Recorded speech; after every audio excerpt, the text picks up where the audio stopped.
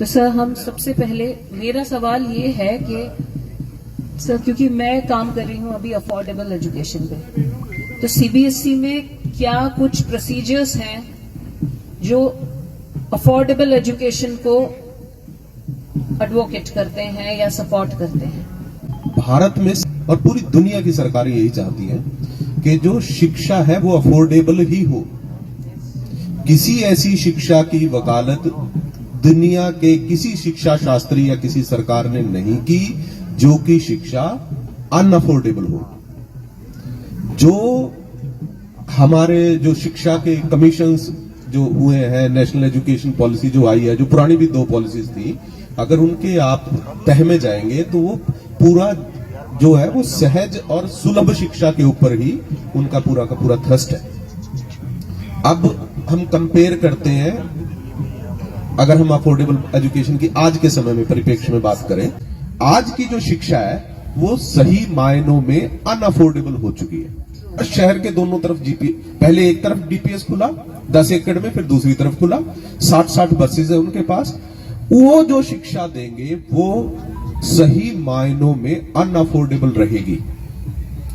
10,000 रुपए प्रति माह से कम खर्चा नहीं है 2 बच्चों के ऊपर भी। उसके बाद जो दूसरे खर्चे हैं वो अनमैनेजेबल हैं। ये मैं यहां बैठ के एक चीज कहूंगी, डीपीएस तो मुझे लगता है मिडवे आ गया क्योंकि डीपीएस तो अफोर्डेबल कुछ होने लगा है दूसरे और स्कूल्स को बिल्कुल। हाँ, लेकिन वो स्कूल दिल्ली और गुड़गांव में, मैं बाकी पूरे देश की बात करूं, वहां आम आदमी के लिए शिक्षा अनअफोर्डेबल हो चुकी है। जो एजुकेशन लोन के हालात हम 12वीं के बाद बच्चों के लिए पैदा हुआ करते थे, वो उन बच्चों के लिए पहली, दूसरी, तीसरी क्लास में पेरेंट के लिए पैदा हो चुके हैं। अपनी सामान्य जरूरतों के लिए वो पैसा नहीं बचा पा रहे हैं। ये 10,000 रुपए प्रति बच्चा प्रति महीने का फीस को लेके, इसके ऊपर के जो खर्चे हैं वो दूसरे हैं। सरकारें ऐसा नहीं है कि कोशिश नहीं कर रही है अफोर्डेबल में, सरकार कोशिश कर रही है, मैकेनिज्म बने।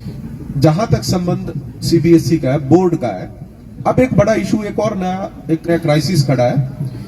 हम कहते हैं कि टीचर्स को सैलरी पूरी मिले, क्लास में बच्चे 40 से ज्यादा ना हो, रूम का साइज ये हो, इतने एकड़ कम से कम होना चाहिए। तो प्रोजेक्ट की असेसमेंट रिपोर्ट बनाने के बाद आप पाएंगे कि आपको शायद अगले 20 साल तक अपनी जेब से पैसे देके वो स्कूल चलाना पड़ेगा। वो विद्यालय, स्कूल चल ही नहीं सकता, वो फाइनेंशियली वायबल नहीं होगा। शायद वो ब्रेक इवन पर कभी भी ना आए। ब्रेक इवन माने कि जितना खर्चा हो रहा उतना पैसा आ जाए हमारे पास, वो कभी नहीं आने वाला। अब यहां आएगा अफोर्डेबल स्कूल के बारे में। सरकार ने आपने जगह जगह, चूंकि बिल्डर का मामला है, तो अफोर्डेबल हाउसिंग के बोर्ड गुड़गांव और फरीदाबाद और नोएडा में सब जगह लगे हुए, लेकिन अफोर्डेबल स्कूल का बोर्ड कोई नहीं लगाएगा।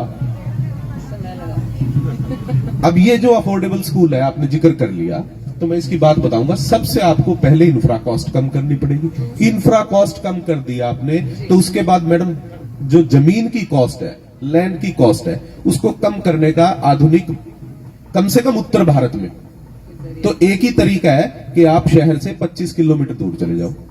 25 किलोमीटर दूर जाने के बाद आपके पास बच्चे नहीं आएंगे। बच्चे, अगर आपको शहर से स्टाफ नहीं आएगा, बच्चों से मैं स्टाफ का भी जिक्र करूंगा, मैं वो एक अलग चैलेंज है। आपके पास बच्चे नहीं आएंगे, बच्चों के लिए आपको बसें खरीदनी पड़ेंगी। एक बस की कॉस्ट, हमने इतने स्टैंडर्ड सेट कर लिए हैं। कोई एनवायरमेंट किसी में इश्यू है, कहीं ट्रांसपोर्ट का इश्यू है, कहीं बच्चों की सेफ्टी इश्यू है। एक बस की कीमत 80 लाख तक पहुंच चुकी है। उसके बाद आप जिक्र बात करेंगे कि इस बस का, जो स्कूल की बस है, जो उसके कमाई के समय है, उस समय तो वो आपको बच्चे ले अप डाउन कराएगी, दूसरी कमाई के समय वो फिर से बच्चों को छोड़ेगी। तो वो एक ऐसा असेट है, वो सिर्फ एक ही काम के लिए होगा, वो बच्चों को शहर से स्कूल में लेके जाना और उनको वापस छोड़ना। वो कोई और जगह कोई उसका जो आप समझिए कमर्शियल यूज उस गाड़ी का नहीं हो पाएगा। तो कुल मिला के ऐसा चैलेंज क्रिएट हो चुका है जो जिसके लिए अभी तो आज की तारीख में कोई ऐसा मुझे बचाव नजर नहीं आता। उसके बदले में जहां तक सीबीएसई का प्रश्न था, मैंने आपको कहा था अभी, जमीन और इन सब को छोड़ते हुए सीबीएसई में एक प्रोविजन है इनोवेटिव स्कूल्स का। वो इनोवेटिव स्कूल क्या हो सकते हैं, वो हमारे लिखित कानून में है।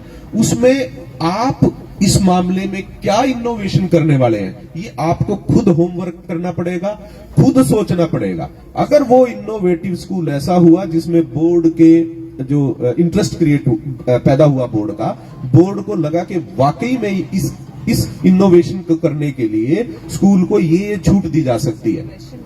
इनोवेटिव स्कूल्स के लिए स्पेसिफिक एरिया अभी ऐसा कुछ नहीं है, आपको प्रोजेक्ट बनाना है, सोचना है।